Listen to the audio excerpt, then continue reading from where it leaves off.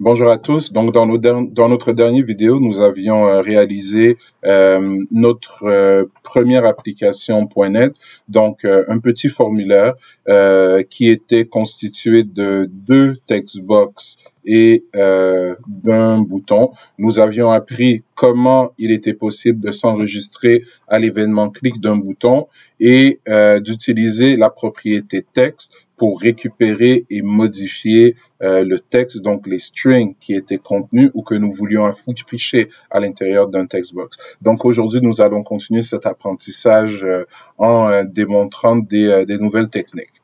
Donc, comme nous l'avions vu la dernière fois, il suffit de double-cliquer sur un bouton pour que automatiquement le compilateur, donc pour qu'automatiquement notre environnement de travail Visual Studio génère une fonction qui porte le nom de notre bouton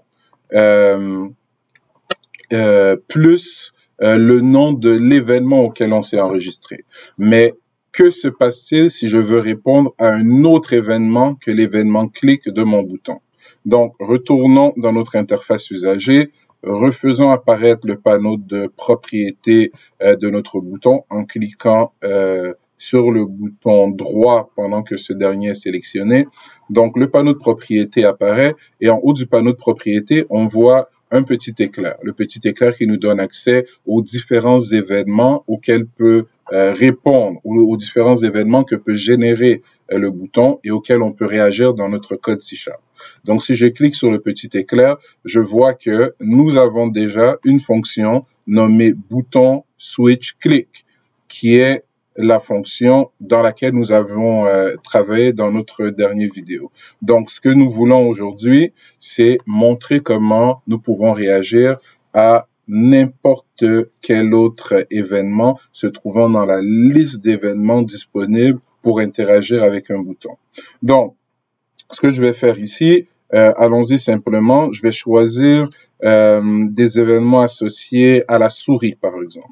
Donc, je vais choisir un mouse enter. Donc, mouse enter est un événement qui est lancé lorsque la souris entre dans la surface occupée par le contrôle, alors que mouse leave est un événement qui est lancé lorsque la souris sort de la surface occupée par le contrôle. Donc, nous allons faire quelque chose de relativement simple ici, juste pour démontrer qu'il est possible de répondre à des événements différents pour un contrôle en particulier. Donc, on peut y aller de 2 manières. Donc, si je veux laisser Visual Studio générer automatiquement le nom de la fonction, tout ce que j'ai à faire, c'est double-cliquer dans l'espace Si je veux laisser Visual Studio générer le nom de la fonction associée à l'événement mouse enter, je n'ai qu'à double-cliquer où se trouve mon curseur présentement et ça va générer une fonction qui porte le nom du bouton, c'est-à-dire btn switch, suivi d'un underscore, suivi du nom de l'événement. Donc, allons-y. Et voilà.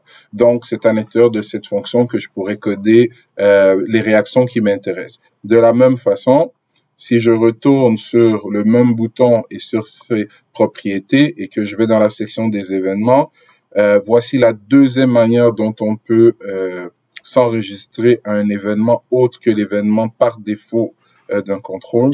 Donc, si je sélectionne mouse leave et que je décide moi-même de nommer mon nom de fonction, donc ma fonction pour mouse leave et que j'appuie Enter, on voit que, encore une fois, cette fonction est générée de manière automatique. Donc, prouvons d'abord que lorsque la souris entre sur la surface couverte par le bouton, c'est cette fonction-ci qui est appelée. Et prouvons ensuite que lorsque la souris sort de la surface occupée par le bouton, c'est cette fonction-ci qui sera appelée. Donc, pour y arriver, nous devons placer des points d'arrêt dans ces fonctions. Et pour que les points d'arrêt fonctionnent, il faut qu'il y ait un code quelconque à l'intérieur de la fonction. Donc, nous avons vu la semaine dernière comment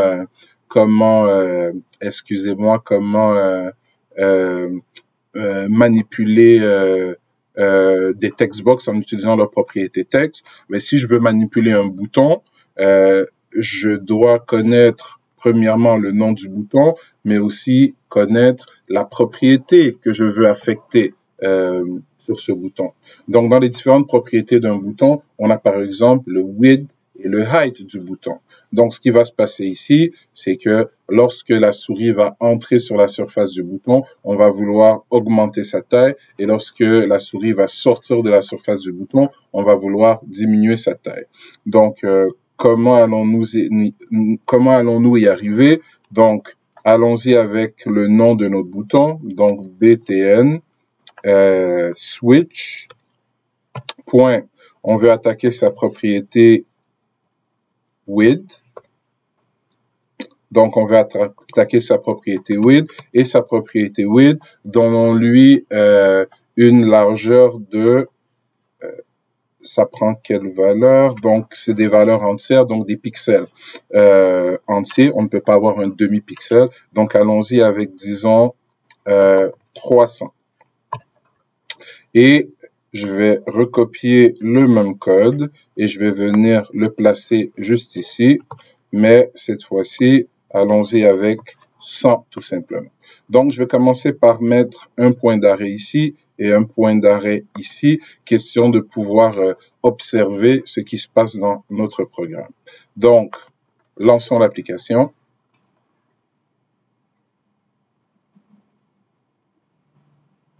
Parfait.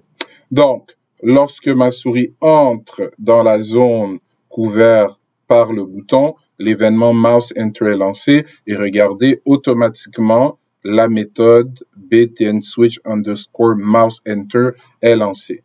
Et dans cette méthode, on va affecter la valeur 300 à la largeur de notre contrôle qui, par défaut, avait une largeur, excusez-moi, de 75. Donc, allons-y. Voilà.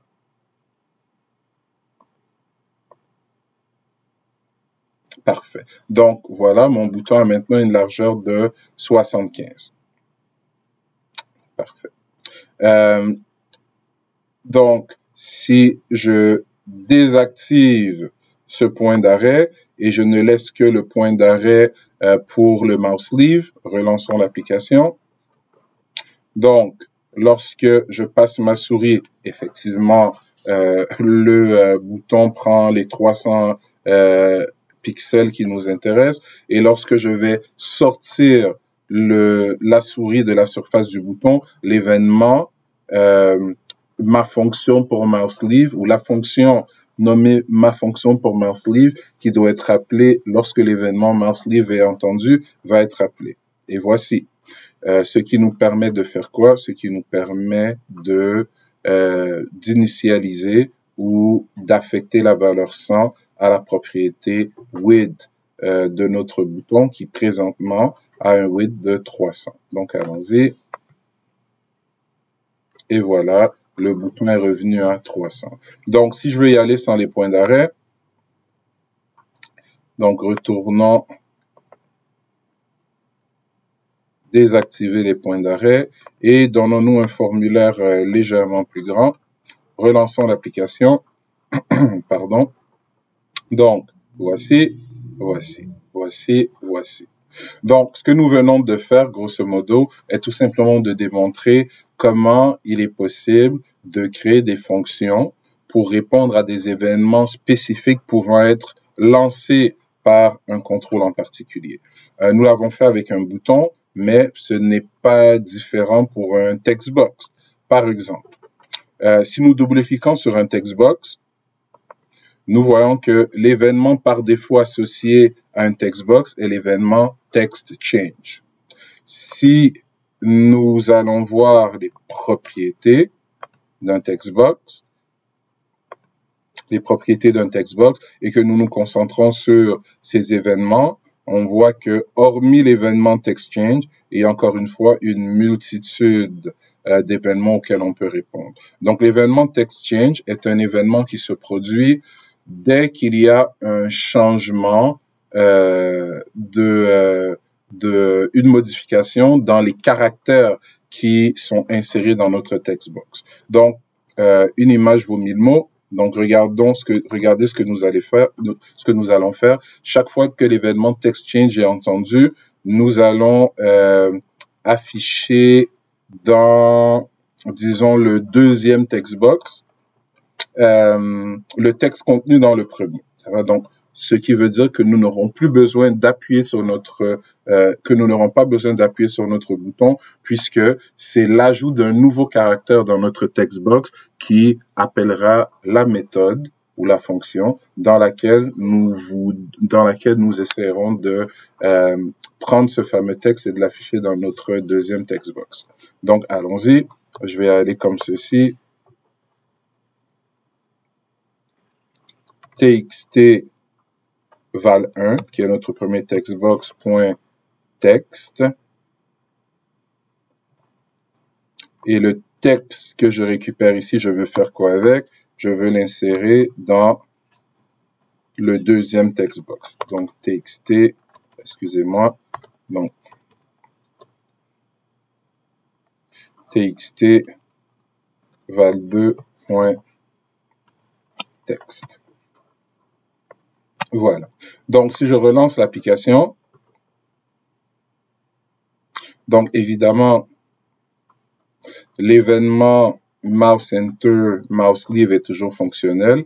Et si je double-clique ici et que je tape E, ben, automatiquement, le E est répercuté dans le deuxième text box. Si je tape U, si je tape R, donc on voit que automatiquement, ma fameuse fonction qui se trouve juste ici, txt val1 text change est appelé et ça nous permet de récupérer le texte qu'il y a dans le premier text box et de l'insérer dans le deuxième text box. Si je m'amuse à taper dans le deuxième text box, par contre, on voit que il n'y a absolument aucune répercussion dans le premier text box. Pourquoi? Parce que nous ne nous sommes pas enregistrés à l'événement text change du deuxième text box. Si j'appuie sur le bouton switch, le code que nous avions effectué dans notre première vidéo, dans notre dernière vidéo, excusez-moi, celui qui se trouve ici, le code associé à l'événement click va être exécuté. Donc, allons-y, j'appuie sur le bouton et voilà. Si j'essaie de rajouter une nouvelle lettre, et voilà. Donc, nous venons de démontrer encore une fois que tous les contrôles, pas seulement les boutons et les text box, ont un événement par défaut pour lequel Visual Studio va nous générer automatiquement un nom de fonction si nous double-cliquons sur ce contrôle lorsqu'il est passé sur le formulaire, mais que si nous désirons, une fois un contrôle sélectionné, nous pouvons faire apparaître la liste des événements auquel il peut réagir et en double-cliquant vis-à-vis un événement ou en écrivant nous-mêmes un nom de fonction, nous sommes en mesure de d'écrire du code qui nous permettra de réagir spécifiquement à cet événement ou à cette fonction. Donc, maintenant que nous savons réagir à des événements autres que les événements par défaut, il y a quelque chose de très important qu'il faut comprendre, c'est que toute l'information se trouvant par exemple dans un text box, que ce soit du texte ou un chiffre, est toujours représenté sous forme de string. Donc, si j'écris par exemple, et allons-y, la valeur 13 ici, mais ce n'est pas le chiffre 13 que je viens d'écrire. C'est bel et bien le caractère 1 et le caractère 3. Donc, si je veux effectuer des opérations mathématiques sur des chiffres que j'écris dans des text box, on va devoir utiliser des fonctions de conversion. Concept que vous avez probablement déjà vu dans votre cours de JavaScript. On parle de parse float, parse int, par exemple. Donc, allons-y, démontrons-le étape par étape. Donc, ce que je vais d'abord faire ici, c'est que je vais effacer le code se trouvant dans l'événement text change et je vais me débarrasser du redimensionnement de mes fameux boutons puisque ça nous distrait lorsqu'on travaille dans l'interface usager. Et je vais faire la chose suivante.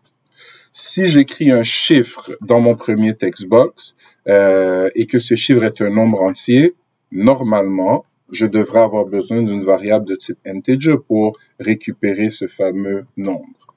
Et la même chose pour mon deuxième textbox. Donc, int. Donc, vous constatez tout de suite que le compilateur n'est pas content du tout. Il souligne en ligne la partie droite de mon expression. Et qu'est-ce que le compilateur nous dit?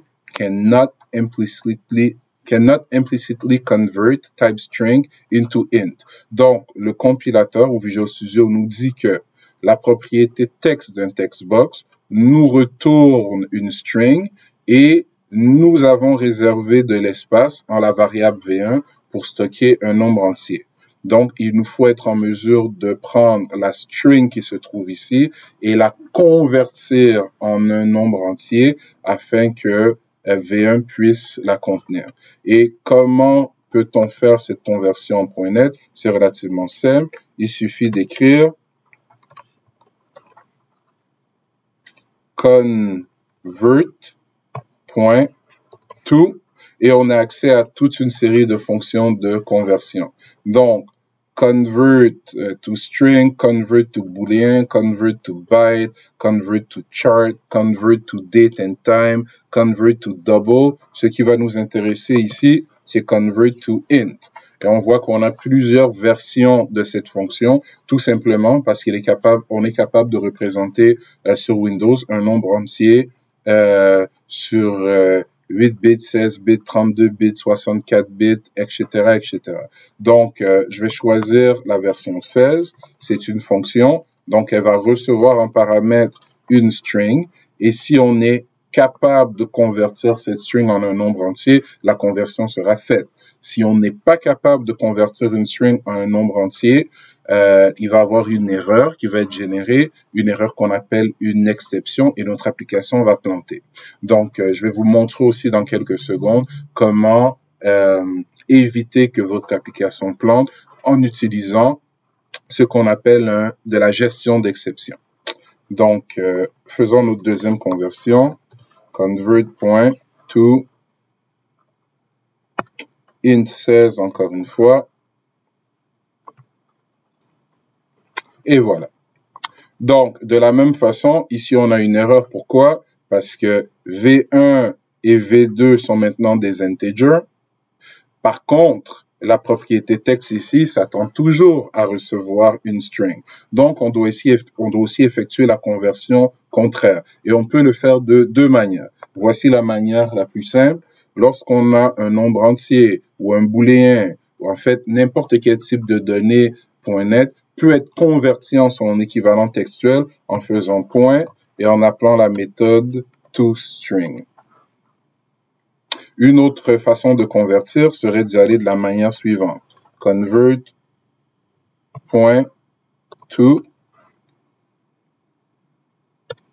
string, encore une fois, qui prendrait en paramètre la fameuse valeur à convertir. Donc, on vient de montrer ici deux syntaxes différentes pour faire la conversion. Donc, notre programme fait quoi maintenant? Il va prendre deux chiffres qu'on va taper, qui en fait ne sont pas des chiffres, sont des caractères représentant des chiffres, va les convertir en nombres entiers et ensuite va prendre ces nombres entiers et les reconvertir en string en inversant les textbox dans lesquels ils se trouvaient. Donc, exécutons d'abord le programme et ensuite mettons des points d'arrêt pour comprendre étape par étape ce qui se passe. Donc, lançons l'application. Comme vous constatez, les événements mouse enter et mouse leave ne sont pas désactivés, mais nous avons effacé le code qui se trouvait dans ces différentes fonctions. Donc, lorsque les événements sont entendus, il n'y a plus aucune réaction. Donc, allons-y. Si je mets 13 et je mets 67 et que j'appuie sur Switch, on voit que les deux sont bel et bien inversés. Par contre, si j'essaie de rentrer Toto et si j'essaie de rentrer Tata, il va y avoir une explosion majeure ici parce que il est impossible de convertir Toto en chiffre et il est impossible de convertir Tata en chiffre. Et voilà une explosion majeure. Input string was not in a correct format. C'est-à-dire que le texte qu'on a essayé d'insérer ici n'est pas dans un format nous permettant de le convertir en nombre entier. Donc, je vais stopper l'application et je vais placer des points d'arrêt pour prouver que les chiffres que nous avons tapés dans les textbox tout à l'heure n'étaient pas en réalité des chiffres, mais étaient bien des caractères. Le caractère 1 et le caractère 6, par exemple, pour le chiffre 16. Donc, allons-y. Je vais relancer cette application. Donc, allons-y avec 25 et 10. Donc, switch. Donc, si on regarde bien ici, on voit que le chiffre 25 que nous avons tapé n'est pas en réalité un chiffre. C'est la string 25. Donc, une chaîne de caractères composée du caractère 2 et du caractère 5. C'est encore plus évident si nous regardons dans la fenêtre espion. On voit bien que ce qu'il y a dans la propriété texte du textbox val1 est une string à cause des guillemets et on nous donne le type string encore une fois. V1 est présentement à 0. Pourquoi? Parce que la valeur par défaut d'un integer en point net est 0. Donc, si j'exécute la ligne 22, j'ai toujours une string dans mon textbox, mais maintenant, je me retrouve avec un nombre entier dans V1. Et nous savons que c'est un nombre entier parce que le type est bien integer et regardez, les guillemets ont disparu. Nous allons voir le même phénomène se produire à la ligne 23. Donc, V2 est présentement 0 pour des raisons que nous avons déjà expliquées. Le textbox val2 est la string 10. Donc, une string, une chaîne de caractères contenant le caractère 1 et le caractère 10. Si nous exécutons la ligne 23, nous voyons que nous avons maintenant le chiffre 10. Ça va?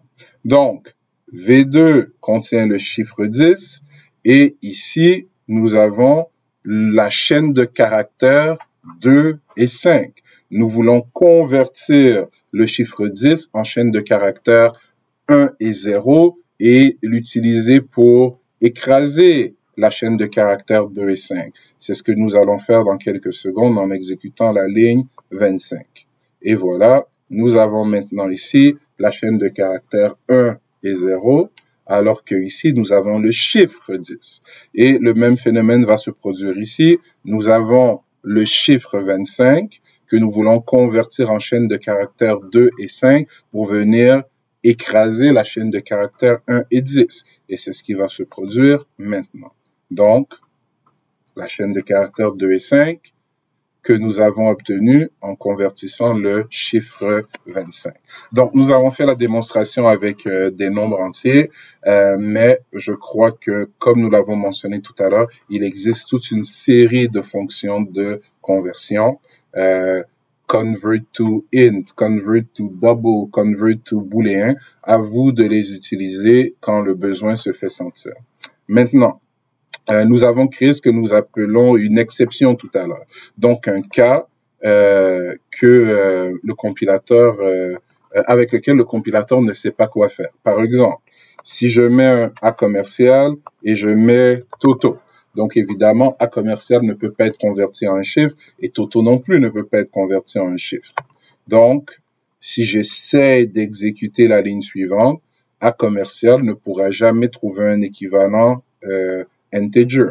Donc, on a une explosion. Et Visual Studio nous indique ici un message d'erreur qui nous aide à trouver la source du problème. Donc, si c'était une application que j'avais déployée, installée sur l'ordinateur d'un de mes clients, l'application aurait tout simplement planté. Maintenant, il y a plusieurs manières de se défendre contre ce genre de problème. La première chose qu'on aurait pu faire, c'est utiliser différentes fonctions. Je vais stopper l'exécution, excusez-moi. Utiliser quelques fonctions du .NET. Parfait. Excusez-moi. Donc, ce qu'on aurait pu faire, par exemple, c'est d'abord récupérer l'information se trouvant dans le textbox et ensuite vérifier que son code ASCII correspondait à des chiffres. Si leur code ASCII correspond à des caractères représentant des chiffres, on a la possibilité d'effectuer la conversion. Si les codes ASCII ne correspondent pas à des caractères représentant des chiffres, ben automatiquement, au lieu d'effectuer la conversion, on aurait dû afficher un message avertissant l'utilisateur de sa faute dans un message box, par exemple. Donc, ici, c'est ce qu'on appelle de la programmation défensive. On aurait dû utiliser beaucoup de if pour essayer de détecter toutes les erreurs possibles et inimaginables que l'utilisateur aurait pu faire. Une autre technique existe qui s'appelle la gestion des exceptions, qui est beaucoup plus simple et beaucoup plus efficace à utiliser. Donc, je vais faire une démonstration juste ici. Donc, on va utiliser un bloc qu'on appelle un bloc try. Try en anglais qui veut dire essayer. Donc, à l'intérieur du bloc try, on va essayer d'exécuter le code dangereux qui peut potentiellement causer une exception. Et si jamais tout se passe bien et qu'il n'y a pas d'exception, le code est exécuté sans problème.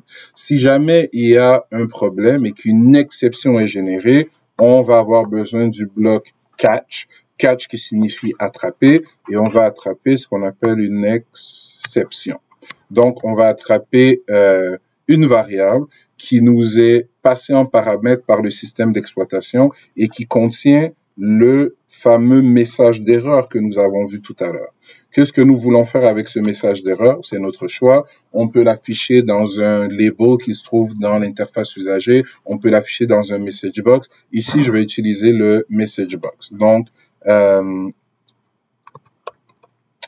qui est l'équivalent du alert en JavaScript. Donc, messagebox.show et on va utiliser notre variable de type exception et sa propriété message. La propriété message qui fait quoi? Get a message that describes the current exception. Donc, c'est un message qui va permettre à l'utilisateur de comprendre ce qui s'est mal passé, sans pour autant faire planter votre application. Donc, si je relance l'application, l'exception ne va être générée que si les caractères que je rentre dans mes textbox ne peuvent pas être convertis en chiffres. Donc, si je rentre 45 et 67, par exemple, il n'y a pas de problème. Les deux sont inversés. Si je rentre 67 et A commercial, j'ai une exception. Donc, l'utilisateur est avisé de ce qui vient de se passer de problématique sans pour autant que mon application plante. Donc, si l'utilisateur comprend l'erreur qu'il a fait, il peut maintenant venir taper la bonne information et voilà, mon programme continue à fonctionner. Donc, nous allons apprendre à faire de la programmation défensive, mais j'aimerais que lorsque vous codez, si vous identifiez un bout de code qui peut potentiellement faire planter votre application, que vous l'encastrez à l'intérieur d'un bloc try et catch. Magnifique. Donc, continuons. Il nous reste encore quelques petits concepts supplémentaires à découvrir ici. Pas dans certains de nos laboratoires, mais dans certaines applications .NET, on a besoin, par exemple, de générer des valeurs aléatoires. C'est notamment nécessaire dans le TP2, si je ne me trompe pas. Donc, en .NET, on a la possibilité de générer des valeurs pas aléatoires, mais pseudo-aléatoires avec un type de données en particulier. Donc, je vais modifier légèrement mon interface usager pour faire cette démonstration. Je vais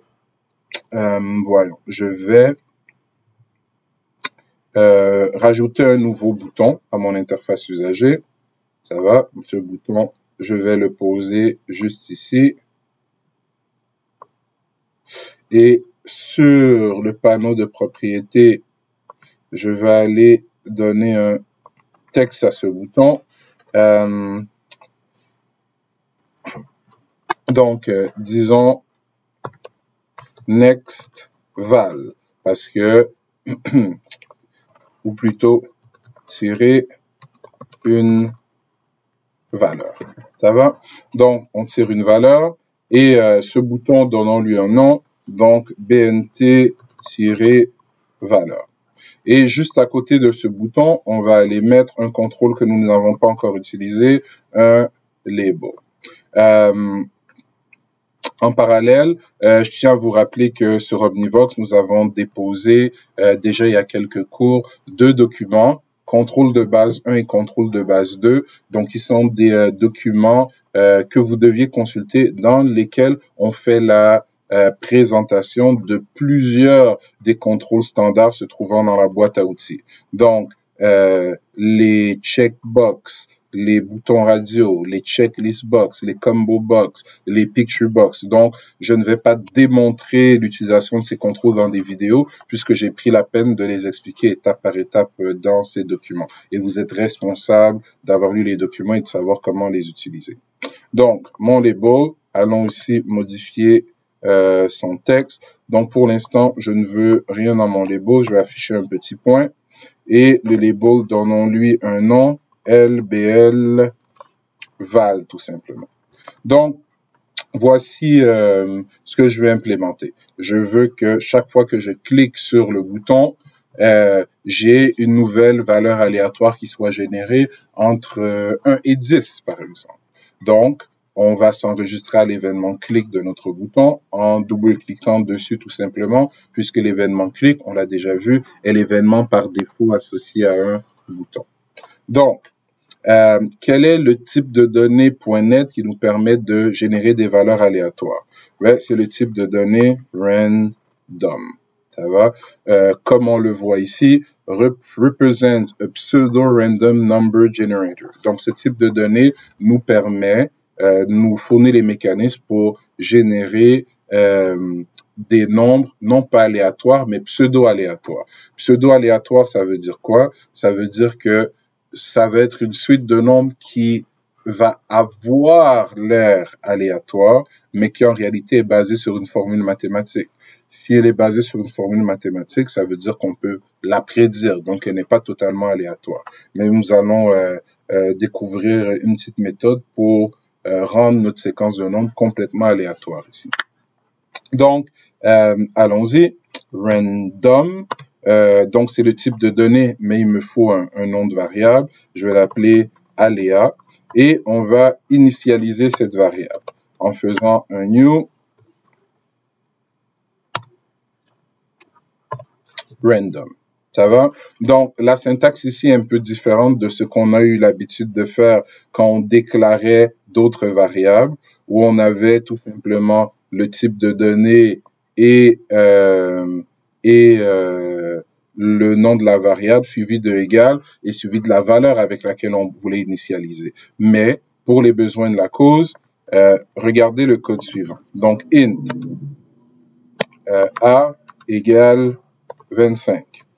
Ou encore int a, ou plutôt int b, excusez-moi, int b égale new int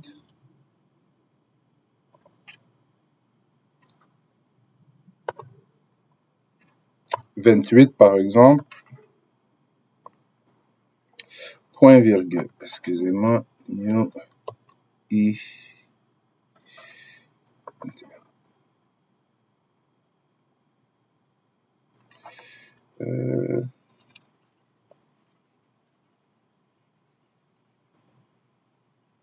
Ah, c'est vrai, je peux pas faire ça ici. J'y reviendrai en temps et lieu. Excusez-moi pour ça.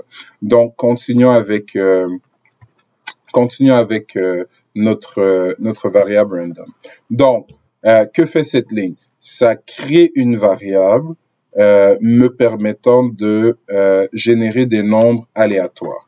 Maintenant, me permettant de générer des valeurs aléatoires. Pourquoi est-ce que je dis des valeurs aléatoires? Parce que si on explore un peu, aléa point, aléa point. Donc ici je vois next, next byte, next double et on peut continuer. Il y a next booléen. Donc on est capable de générer de manière aléatoire toutes sortes de types de données. Nous, ce qui va nous intéresser, c'est next. Et next nous permet de retourner aléatoirement des nombres entiers. Donc si je fais int val égale aléa point Next. Et ici, je vois 1 sur 3. C'est-à-dire que cette fonction a 3 signatures possibles. Donc, première version, si je mets tout simplement mon point virgule, ben, ça va me retourner un nombre non négatif au hasard, un entier non négatif. Mais je n'ai pas le contrôle sur la valeur minimum et la valeur maximum. Alors que cette version-ci, si je passe un nombre entier en paramètre, ben, va me retourner un nombre aléatoire entre 0, puisque c'est non négatif, jusqu'à la valeur maximum, mais la valeur maximum étant exclue. Ce qui nous est précisé ici. The exclusive upper bound. Donc, si je mets 50, en fait, c'est de 0 à 49 qui peut m'être retourné. Et la troisième version, celle qui m'intéresse, est une version où je peux mettre la valeur minimum et la valeur maximum, la valeur minimum étant inclus et la valeur maximum étant exclue. Donc, si je veux générer des valeurs entre 1 et 10, là, je vais mettre 1,11. 1 étant mon min et 11 étant mon max. Le résultat qui m'est retourné dans val, ben, je veux l'utiliser pour peupler mon label. Donc, lbl val.text, parce que tout comme pour un textbox, la propriété texte du label permet de récupérer et de modifier le texte qui s'affiche dans le label. Et si je mets val, on va avoir une erreur. Pourquoi? Parce que val est un integer et la propriété texte s'attend à avoir une string. Donc, encore une fois, on peut utiliser toString ou convert.toString. Donc, exécutons un peu ce bout de code. Donc, si je lance mon application et que j'appuie sur mon bouton 9, 4, 6, 1. Je stoppe mon application. Je relance. 6, 5. Donc, si on joue assez longtemps, on va se rendre compte que il y a un pattern qu'on peut détecter. Pourquoi? Parce que notre variable de type random, comme on l'a dit, exécute une certaine formule mathématique et cette formule mathématique-là, comme elle démarre toujours avec la même valeur, la valeur 0, va toujours effectuer le même calcul. Donc, pour rendre notre valeur ou notre variable totalement aléatoire, il faut que chaque fois qu'on appuie sur le bouton, ben, la valeur qui est créée ici soit créée avec un nouveau point de départ pour le calcul mathématique qu'il est capable d'effectuer. Donc, comment on fait ça?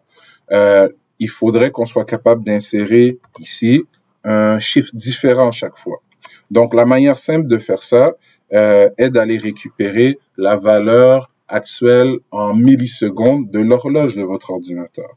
Et ça se fait de manière relativement simple. Donc, date time, qui est un type de données que vous connaissez du SQL, qui représente une date, point now, donc qui me permet de récupérer l'instant présent. Pourquoi? Parce que datetime point, on peut aller chercher les jours du mois, on peut aller chercher les années bissextiles, on peut aller chercher la semaine, on peut aller chercher toutes sortes de choses. Mais je prends l'instant présent et je vais aller chercher les millisecondes de l'instant présent.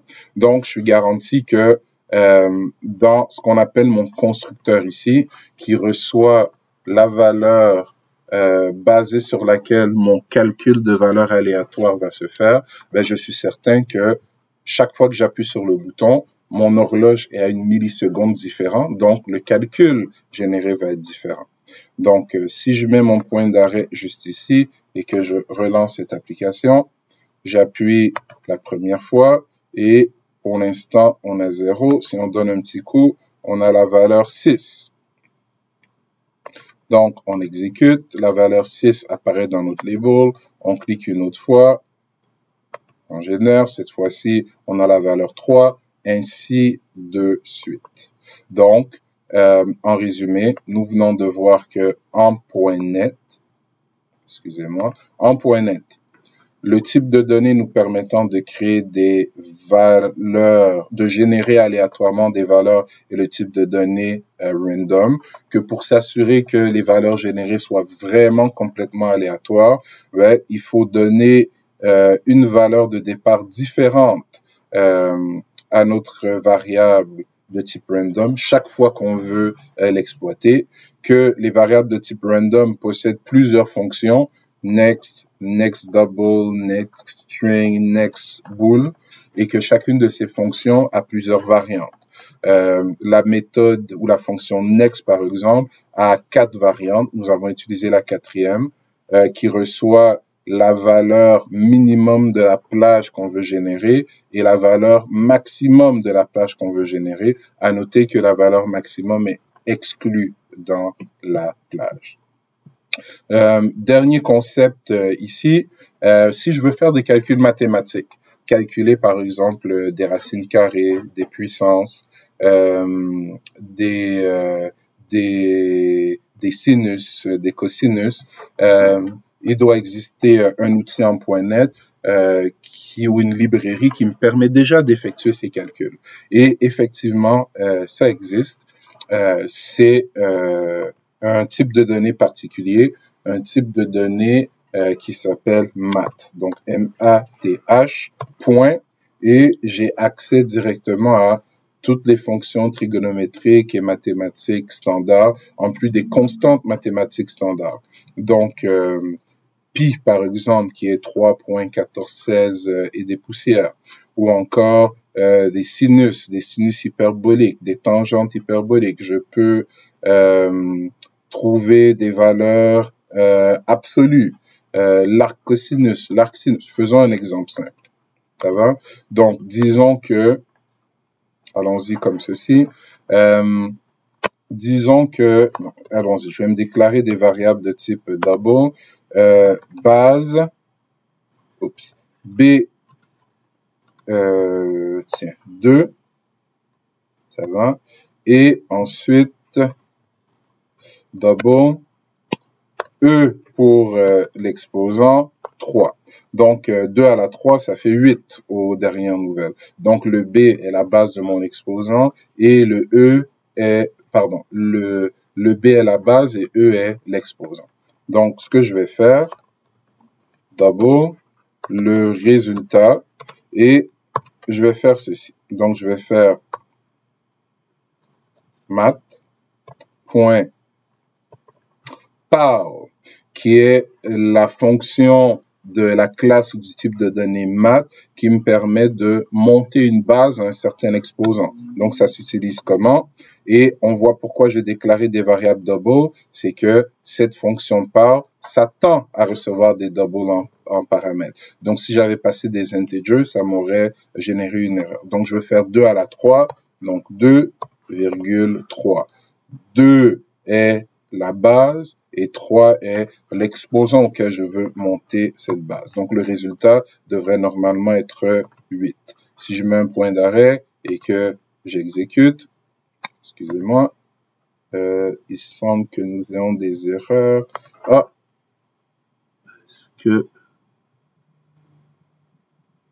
Oui, j'avais inséré des petits points ici par erreur. Donc, allons-y.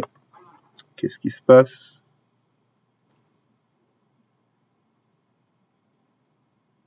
Represent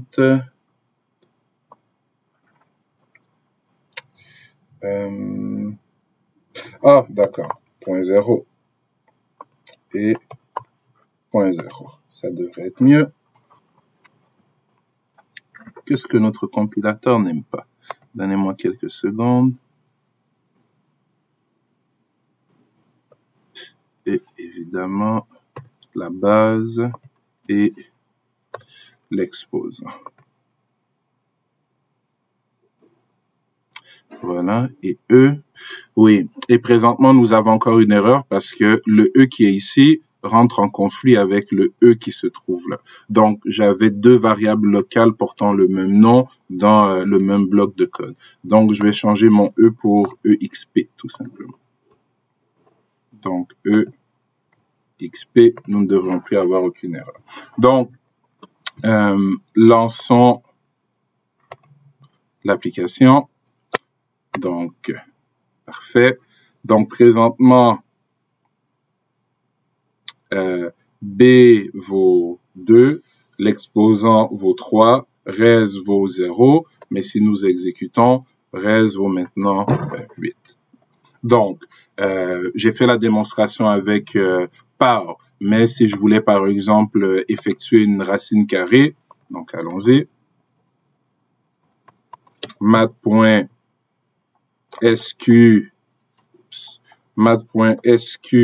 pour square root, et entre les parenthèses, ben, je dois mettre la valeur que je veux, dont je veux trouver la racine carrée. Donc, disons 25.0, qui est une valeur double, encore une fois. Donc, la racine carrée de 25. Donc, si je lance et que j'appuie sur mon bouton, donc, présentement, on a effectivement 0. Si on donne un coup, et voilà 5 qui est bel et bien la racine carrée de 25. Donc, je ne vais pas m'amuser à démontrer toutes les fonctions mathématiques qui se trouvent dans l'objet math, mais je vous invite à être un peu curieux et à vous amuser avec certaines d'entre elles. Pour ce qui est de certains exercices du TP numéro 2, nous allons effectivement avoir besoin de math.sqrt, de math.par et de la valeur et des variables de type random pour solutionner certains des exercices. Donc, voilà pour ce troisième vidéo, en fait, de la session. Donc, résumons les nouveaux concepts acquis. Donc, nous avons vu que par défaut, lorsqu'on place un contrôle sur le formulaire et qu'on double-clique dessus, Visual Studio va nous générer une fonction pour répondre à l'événement par défaut associé à ce contrôle.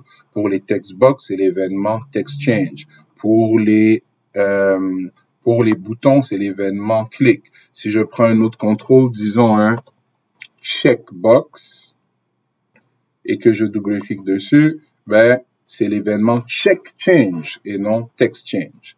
Mais si je veux répondre à un événement en particulier pour un contrôle en particulier, je fais apparaître son panneau de propriété, je vais sur les événements et c'est à moi de choisir l'événement qui m'intéresse et de double-cliquer vis-à-vis cet événement, ou encore c'est à moi de choisir l'événement qui m'intéresse et de donner le nom de la fonction que je veux que Visual Studio génère pour moi.